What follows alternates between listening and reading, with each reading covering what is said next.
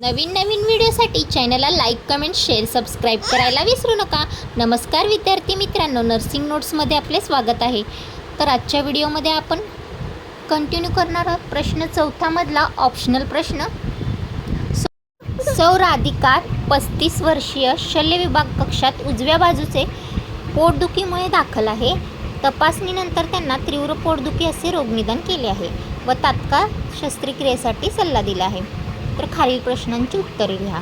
तीव्र पोटदुखीची कारणे विचारली आहेत. तीव्र पोटदुखीची चिन्हे, लक्षणे, कोणत्या तपासण्या केल्या जाव्यात आणि पोटदुखीच्या रुग्णाची वैद्यकीय आणि शल्य तसेच परिचर्या विचारले गेले. तर चला बघूया प्रश्नांची उत्तरे.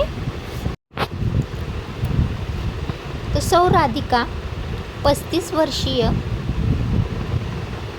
महिला यांच्या तीव्र पोटदुखीचे म्हणजेच अक्यूट ॲब्डोमन पेन याचे निदान, कारणे, तपासण्या आणि व्यवस्थापनाची सविस्तर माहिती खालीलप्रमाणे.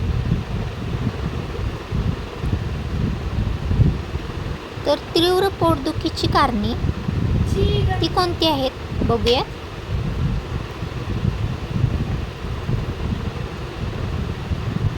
तीव्र पोटदुखी होणे याची अनेक कारणे असू शकतात. अनेक कारणामुळे तीव्र पोटदुखी उद्भवू शकते. जसे की पहिला कारण येतो गॅस्ट्रो इंटेस्टायनल याची कारणे असू शकतात. त्यामध्ये आहे अपेंडिक्स होणे. उजव्या बाजूच्या पोटदुखीचे सर्वात सामान्य कारण. आतड्यांचा अडथळा होऊ शकतो. आतड्याला छिद्र पडणे. त्यानंतर शक्यता असते पित्ताशय व स्वादुपिंड. याच्यामध्ये तीव्र पित्ताशयाचा दाह असू शकतो. तीव्र स्वादुपिंडाचा दाह असू शकतो. जितकी पण पोटदुखीची कारणे तुम्हाला माहिती आहे ती तुम्ही ॲड करून टाकायची. तिसरा आहे मूत्रसंस्थेचे विकार. त्यामध्ये आहे मूतखडा. त्याचप्रमाणे मूत्रमार्गाचा संसर्ग झालेला असेल किंवा पायलोनेफ्रायटिस.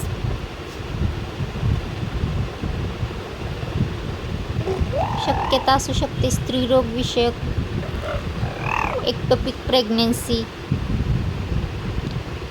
एक्टोपिक प्रेग्नेन्सी अत्यंत गंभीर आणि जीवनघेवी स्थिती असू शकते. गर्भाशयाच्या गाठी किंवा डिंबग्रंथीचा पीळ. त्यानंतर बघूया तीव्र पोटदुखीची चिन्हे व लक्षणे.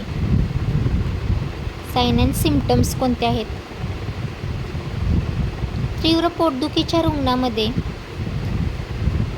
पुढीलप्रमाणे चिन्हे आणि लक्षणे दिसून येतात. लक्षणे: पोटात अचानक व तीव्र वेदना होणे, विशेषतः उजव्या बाजूला, मळमळणे, उलटी होणे, भूक न लागणे, संडास किंवा लघवीला करताना त्रास होणे. त्यानंतर क आहे तीव्र पोटदुखीमध्ये तपासण्या कोणत्या केल्या जातात. तर रक्त तपासणी, ब्लड टेस्ट, CBC, शरीरातील संसर्ग तपासण्यासाठी सोनोग्राफी केली जाते. पोटाचा अल्ट्रासाऊंड करून आजाराचे मूळ शोधण्यासाठी. लघवीची तपासणी, युरिन इन्फेक्शन आहे की नाही ते चेक करण्यासाठी. अशा वेगवेगळ्या तपासणी त्याच्यात केल्या जातात. तर रुग्णाचे व्यवस्थापन, अशा रुग्णाचे मॅनेजमेंट कसे केले गेले पाहिजे. तर वैद्यकीय उपचार,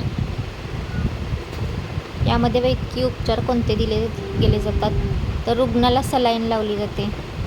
रुग्णाला सलाईन सुरू करणे, डॉक्टराच्या सल्ल्याने अँटीबायोटिक्स आणि वेदनानाशक औषधे देणे.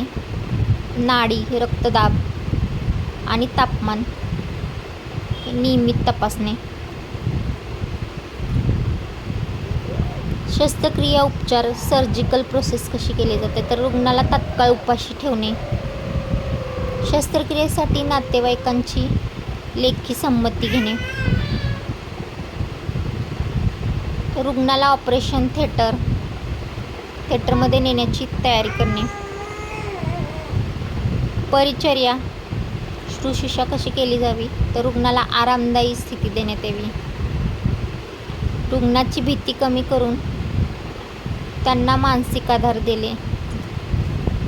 रुग्णाचा इंटेक आउटपुट, किती सलाईन दिली आहे, लघवी किती वेळा झाली आहे ते तपासणे.